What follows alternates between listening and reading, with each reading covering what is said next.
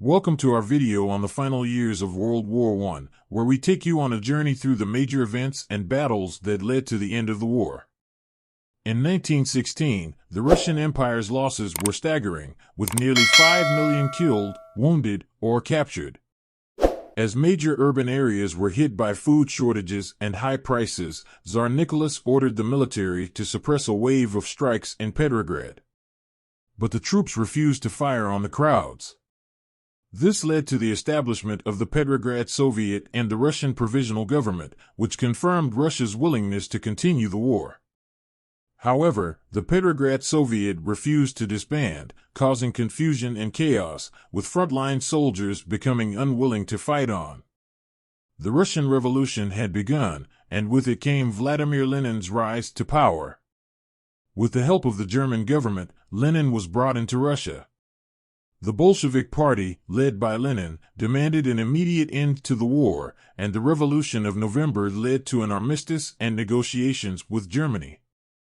Eventually, the Treaty of Brest-Litovsk was signed, ceding vast territories, including Finland, Estonia, Latvia, Lithuania, parts of Poland and Ukraine, to the Central Powers. With the Russian Empire out of the war, Romania found itself alone on the Eastern Front and signed the Treaty of Bucharest with the Central Powers in May 1918. The war was already in its fourth year when the U.S. entered as a major supplier of war material to the Allies but remained neutral in 1914.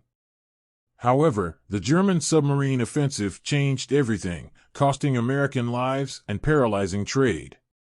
The U.S. declared war on Germany in April 1917, and the United States Navy sent a battleship group to Scapa Flow to join the Grand Fleet and provided convoy escorts. By June 1918, over 667,000 members of the American Expeditionary Forces, AEF, had been transported to France, a figure that reached 2 million by the end of November. The Nivelle Offensive led to the French Army mutinies in 1917, with increasing unrest and demands for better support for families and regular periods of leave.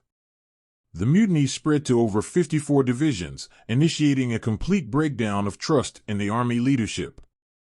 Pétain replaced Nivelle, but only 27 men were executed, with another 3,000 sentenced to periods of imprisonment.